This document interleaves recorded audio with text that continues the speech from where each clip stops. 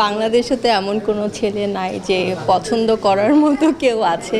যখন দেশের বাইরে যায় সবার দিকে হা হয়ে তাকায় থাকে যে আল্লাহ এত সুন্দর সুন্দর ছেলে থেকে বেটার আপনি টাকাওয়ালা কেউকেই বিয়ে করেন, কান্না করতে হবেই যেহেতু। সো বিএমডাব্লিউতে রোলস রয়েসে বসে কান্নাকাটি করেন। আমার প্রেমিকের যথেষ্ট টাকা আছে।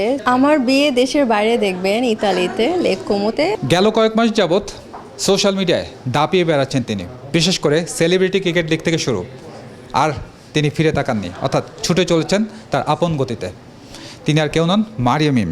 মিম, এই যে ছুটে চলার বিষয়টা, দাপিয়ে বেড়াচ্ছ, সোশ্যাল মিডিয়ায় ভাইরাল হচ্ছ প্রতিনিয়তই, কেমন লাগছে? আমার তো খুব ভালো লাগছে, সবাই আমাকে এত এত সাপোর্ট করছে, এত ভালোবাসছে, তো সব মিলে খুব ভালো লাগছে। আমার একটু মারিয়া মিমের একটা বিষয় জানার চাই, লাইফস্টাইল। অর্থাৎ বাসায় যখন থাকো, রাতে ঘুম হয়নি, হয়তো কোনো দিন ভোর 5টা হয়ে গিয়েছে, কি করো সারা রাত? সারা রাত তো মুভি দেখা হয় আর ফেসবুকিং করা হয়। সো এই তো সবাই এটাই করে, সোশ্যাল মিডিয়ায় থাকা হয়, এই তো সবাই এগুলাই করে, আমিও তাই করি। এমন না যে সারা রাত কী করে মানুষ। আমার তো সব সময় মানে রাতে ঘুম হয় না, যেমন আজকেও 4টার সময় ঘুম আসছে। সো তখন কি করব, ফেসবুকে দেখি, এক একজনের ভিডিও দেখি, রিলস দেখি, কি করছে, মুভি দেখা হয়। সো এইভাবেই যায় সারা রাত। আচ্ছা, যেহেতু সোশ্যাল মিডিয়া তোমার একটা নাম ডাক হয়ে গিয়েছে, অর্থাৎ আমি যদি বলি এই প্রজন্ম তোমাকে দেখে মুগ্ধ হচ্ছে, অর্থাৎ তোমার আউটলুক দেখে বা তোমার ডান্স দেখে, যেটাই হোক না কেন, তোমার কাছে আমার প্রশ্ন যে তোমার আসলে পুরুষদের কোন বিষয়টা বেশি টানে? পুরুষদের ওদের পার্সোনালিটি, মানে এটাই আমাকে টানে। আমি যদি বলি আউটলুকের কথা, অনেকে আছে না যে জিম করা পার্সন পছন্দ করে, অনেকে খুব মানে সেরকম আমি চাই ঋত্বিক রোশনের টাইপের একজন মানুষ। তোমার আসলে পছন্দের কোনো জায়গা আছে কিনা? অ্যাকচুয়ালি সেটা যদি বলি, বাংলাদেশে তো এমন কোনো ছেলে নাই যে পছন্দ করার মতো কেউ আছে।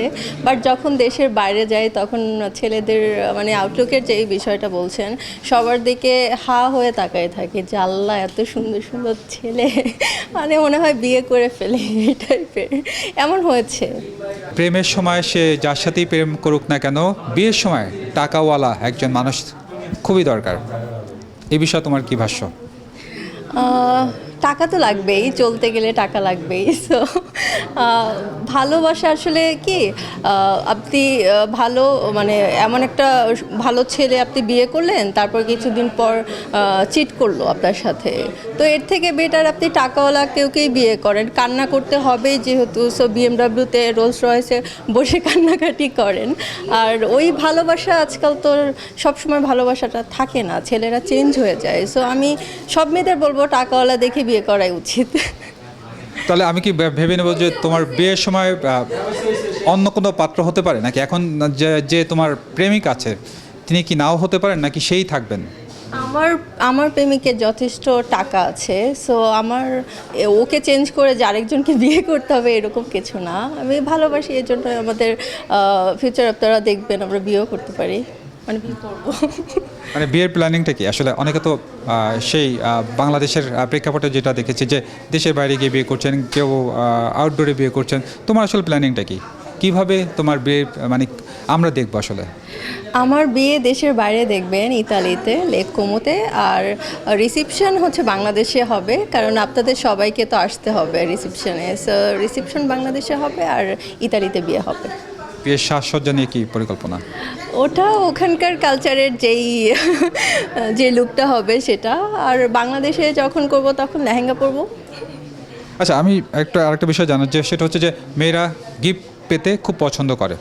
তুমি আসলে গিফট পেতে পছন্দ করো আমি জানি, আসলে কী ধরনের গিফট তুমি পছন্দ করো? মানে অনেকে আছে না যে আমার ভরি ভরি অলংকার লাগবে বা আমার নতুন মডেলের গাড়ি লাগবে, তোমার আসলে কী চাই?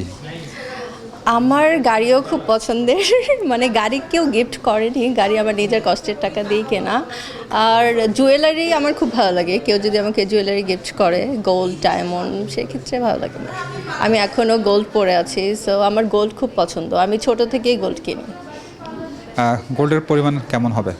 এটা তো বলা যাবে না, তাহলে বাসায় এসে আমাকে কিডন্যাপ করে নিয়ে যাবে। এটা বলা যাবে না। সব আচ্ছা। কিছু লকারে আছে, সো ভয় নাই আমার।